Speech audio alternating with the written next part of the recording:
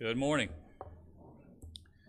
We are in the middle of a series discussing the idea of Numbers chapter 14, in which God finally, from dealing with the people of Israel, has had enough. The concept is there is a moment in time in which God's mercy and grace towards the Israelite nation finally reached a boiling point, and from that point forward, they no longer receive the blessing, the promise of going to the promised land. And so in 1 Corinthians chapter 10, Paul makes the same insight in which we as Christians have a promised land awaiting us. And if we're not careful and not learning from the examples of the past, then we too can reach a point to where we're not going to be going to the promised land of heaven. And so we've been going through the moments in time in which the Israelites put God to the test, and when they failed to pass the test themselves of faithfulness. The first one we covered last week was, of course, the famous Red Sea crossing moment. They were backed up against the Red Sea. They saw the Egyptian army coming at them from the front, and they didn't trust in God to deliver them from that particular moment. And because of that, they failed that moment out of frailty, of weakness, of human mindsets, and of course that was a moment in which they did not pass the test of faithfulness. We have two in front of us today. We have the bitter waters of Marah and the lack of bread, which seems kind of simplistic. The idea of not having food or water, of course it's essential for life, but not trusting in God to provide that for you, that's the moment where they failed the test. So let's turn in our Bibles to Exodus chapter 15. This is the chapter directly after the Red Sea crossing. You have verses 1 through 21 being the song of the Red Sea, or song of Moses, praising God for that deliverance. And then almost immediately after that, when it comes to the narrative, we have their next failing. So Exodus chapter 15, let's begin reading in verse 22. Then Moses made Israel set out from the Red Sea, and they went into the wilderness of Shur. They went 3 days in the wilderness and found no water. So we kind of have a moment here where we step back and kind of try to imagine what that must have been like. They passed through the Red Sea. They saw the Egyptian army defeated by the waters that were there. They take a moment to praise God through Moses in song, and then they go 3 days later, and there's still no water. So we know that we can go about 3 days without water before we have some severe issues impinging upon us biologically. In verse 23, when they came to Marah, they could not drink the water because it was bitter, and therefore it was named Marah. So if you ever wonder what Marah means, it means kind of bitter. So the idea here is it wasn't drinkable water. Could have been salt water, could have been brackish, could have been poison for all we know. It was undrinkable. So they finally go 3 days, they find water, and they can't drink it. I can imagine how frustrating that is, right? Verse 24. And the people grumbled against Moses. I love that word. So strong in the English, the idea of grumbling towards someone. I don't know what you imagine this to be, but when something kind of goes wrong and there's a person you can blame, either right or wrong, and you kind of look at that person and then your tone kind of drops like this, you're not really saying the words out loud, but you're kind of grumbling under your breath. That's what I imagine. Yeah. So we have all these people that have been led by Moses, by God really, and then they have someone they can blame. We've gone all this way for 3 days in the Red Sea and finally found water and we can't even drink it. Can you imagine how frustrating that is? Well, Moses could, right? Saying, "What shall we drink?"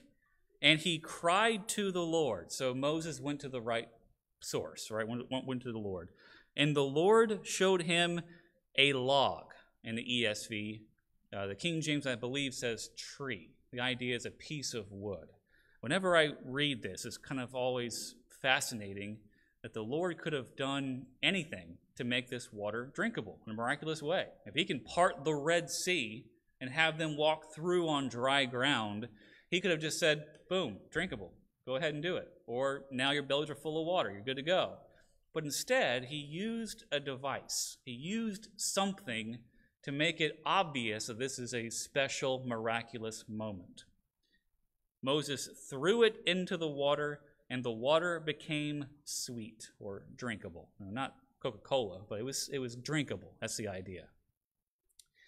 Whenever I read this, I remember a sermon that I wrote about this particular text. And in that sermon, I drew a parallel.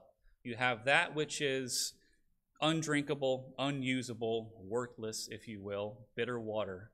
And the Lord uses a tree or a piece of wood to overcome that obstacle. The parallel you probably draw is pretty simplistic. We, in our sin, needed a piece of wood to transform us into a child of God. Of course, the cross is the implication. We see here, there's a moment where they finally got to a frustrating moment, and instead of, thinking about the silver lining or what the Lord was going to do for them, no doubt, they resented it and they grumbled against their leadership. The next clause here in verse 25, there the Lord made for them a statute and a rule, and there he tested them. So they're testing each other is kind of what's going on here. Any dynamic, when you have this kind of relationship, a covenant, you have both sides kind of wondering where the other party is. You have the people not thinking God's going to come through this time, although he's come through every other time. And then you have the Lord saying, are they going to trust me or not? When they finally get to that moment of frustration, are they going to realize the Lord's still with them through Moses? So verse 26, saying, if you will diligently listen to the voice of the Lord your God, and do that which is right in his eyes, and give ear to his commandments, and keep all his statutes, I will put none of the diseases on you that I put on the Egyptians. What? Did you read that? Did you hear it at least? That kind of comes out of nowhere, right? We're not talking about diseases in this context at all. But all of a sudden, the Lord's kind of letting them know the same guy, the same God who gave all the Egyptians those diseases can do the same to you. The fear of the Lord is the beginning of wisdom, we learn later. Knowing who we're talking about is very, very important. Many people have the impression that God is full of grace and mercy and peace and love, and all of that is absolutely true. But the reason why I'm preaching this particular series is to remind me and to remind all of us that the same God who loves us and is full of grace and mercy got to a point where he said, enough is enough. That's the fear of the Lord. Okay, let's keep reading.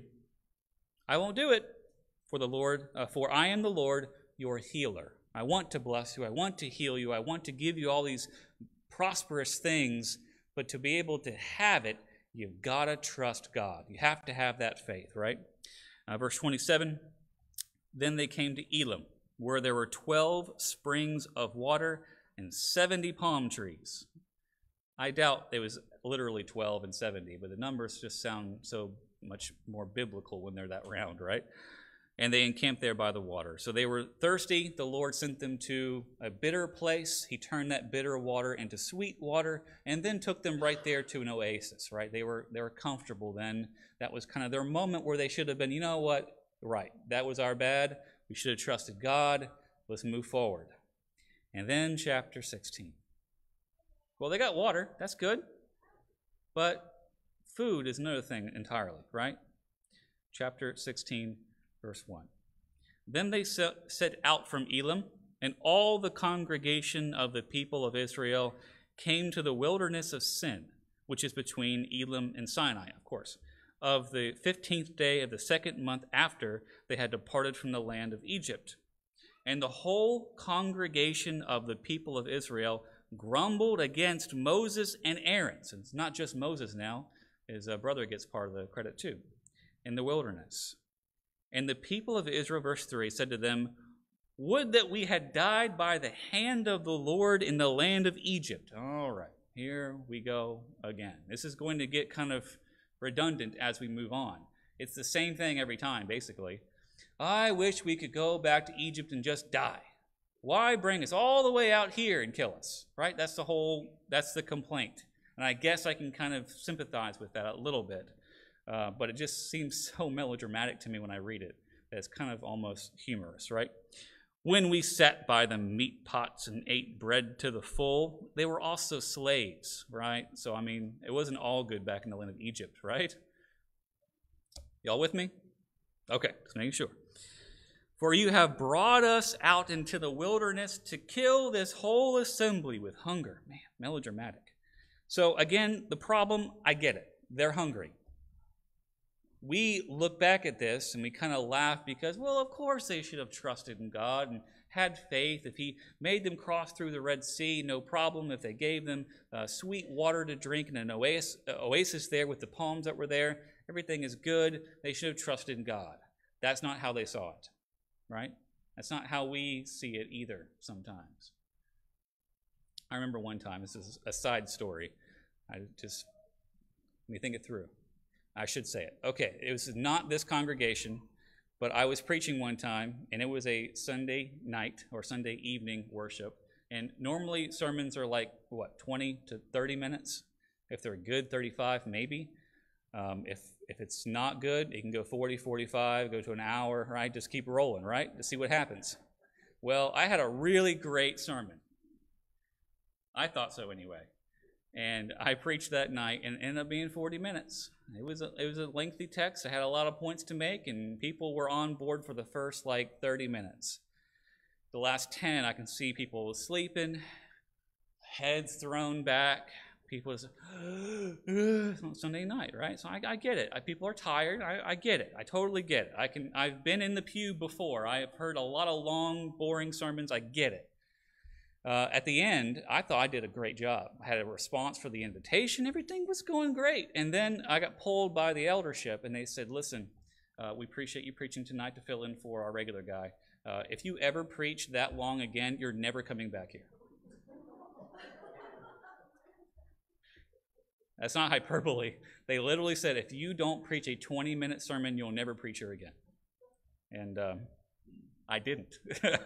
I learned that if I went over 20 minutes, I felt a little weird, right? A little vibe. And so my first work after this location took place, they asked me in the meeting, the interview meeting, how long do you preach? 23 and a half minutes. And they all chuckled like you just did. And I go, I'm dead serious. I stop at 23 and a half minutes, or I can't come back there again. So anyway, thankfully I'm a bit more loose now. So the point was, I get it. It's frustrating, right? They're there. They're hungry. I'm keeping you from lunch. So I get it. I understand what's happening here. But their reaction was, we should just go back to Egypt because we had food there. Yeah, I mean, I guess if you want to be slaves again and just die, I mean, that's not the point. The Lord wants to give you your own land. He wants to be your God. He wants to bless you in a land flowing with milk and honey. God's got this, but they weren't in that mindset. Verse 4, the Lord said to Moses, you don't even see that Moses going to the Lord here. The Lord just goes to him and says, behold, I'm about to rain bread, which is an amazing way to say it. I mean, just what an awesome way to describe this.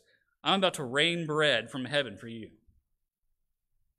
I mean, to me, that's so cool. The Lord's like, you want bread? I can make it rain bread. You want rain bread? Is that what you want? Okay, here we go. The people shall go out and gather a day's portion every day. Okay, the Lord could have said, here's a week's worth, just ration it out. He's going to give it to them every day except the Sabbath or the rest, right, our Saturday. He's going to give them 1 day at a time, which, I mean, you see where I'm going with this. Give us this day our daily bread, our Lord said.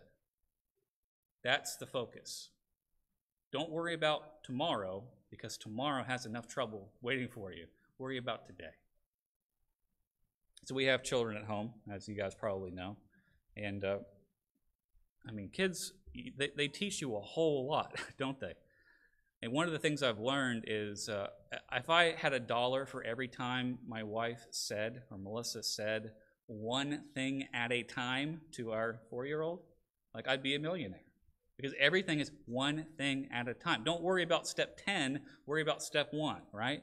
Same kind of concept being drilled into the brains of the Israelites and for us here. One thing at a time, 1 day at a time. Okay, keep reading here. That I may test them, whether they will walk in my law or not. On the sixth day, when they prepare what they bring in, it'll be twice as much as they gather daily. Do you know I like Chick-fil-A? I mentioned that before to you publicly. Do you like Chick-fil-A? Yeah, it's the Lord's food, right? Of course it is. So they're closed on Sundays. What are you going to do? You buy 2 sandwiches on Saturday, and you put 1 in your fridge. On Sunday for lunch, you take it out, and you put the bread in your toaster, and then you microwave the chicken. Here you go. Chick-fil-A sandwich on a Sunday. Same concept here, right? On their Friday, they would go and get twice as much. So for their rest day, they'd have food for the next day. Verse 6. So Moses and Aaron said to all the people, at evening you shall know that it was the Lord who brought you out of the land of Egypt. And in the morning you shall see the glory of the Lord, because he's heard your grumbling against the Lord. Who are they grumbling against? Moses and Aaron. Who are they really grumbling against? The Lord. For what are we that you grumble against us? He's like, listen, we're not God. If you're grumbling against me, you're grumbling against God. Verse 8, and Moses said, when the Lord gives you in the evening meat to eat, and in the morning bread to the full, because the Lord has heard your grumbling, that you grumble against him. What are we? Your grumbling is not against us, but against the Lord. Then Moses said to Aaron, say to the whole congregation of the people of Israel, come near before the Lord, because he has heard your grumbling. And as soon as Aaron spoke to the whole congregation of the people of Israel, they looked towards the wilderness, and behold, the glory of the Lord appeared in the cloud. And the Lord said to Moses, I have heard the grumbling of the people of Israel. Say to them, at twilight you shall eat meat, and in the morning you shall be filled with bread. Then you shall know that I am the Lord your God. They were hungry, so God gave them food. Verse 13, and in the evening quail came and covered the camp, and in the morning dew laid around the camp. And when the dew had gone up, there was on the face of the wilderness a fine flake-like thing, fine as frost on the ground. When the people saw it, they said, what is it? Which is Hebrew, manna. What is it? Because they didn't know what it was. And Moses said, it's the bread the Lord's given you to eat. This is what the Lord has commanded. Gather of it, each of you, as much as he can eat. You shall take an omer, according to the number of persons that each of you has in his tent. And the people of Israel did so. They gathered some more, some less. But when they measure it with an omer, whoever gathered much had nothing left over. Whoever gathered little had no lack. Each of them gathered as much as they could eat. And then verse 19, Moses said to them, let no one leave any of it over until the morning. So finish it all, right? They did not listen to Moses. They left part of it until the morning, and it bred worms and stank. Which is a great thing to read from the Bible. It bred worms and stank. And Moses was angry with them. Morning by morning they gathered it, each as much as he could eat. When the sun grew hot, it melted. And then, of course, on the 6th day, they gathered up all of it for the next day. Here's the point. They needed food. They needed water. They should have trusted in God to provide that for them. But when they got tested, they failed each time. And then the application for all this should be pretty obvious. In my life, when I get to a moment when I have a point where I could just leave it to God to solve the issue, to trust in him and have faith, or I could complain and grumble and doubt, the obvious choice should be the one that I take, to trust in God and to learn from their mistakes. As we continue on, it's going to be rinse and repeat. We're going to be doing 3 next week to kind of get through these in a timely manner. But hopefully the point is being made that the Lord is full of grace and full of mercy. And yet here are times where they failed the test of God. Let's rise to that occasion. If anyone has a need to respond to the invitation, please come forward now as we stand and we sing.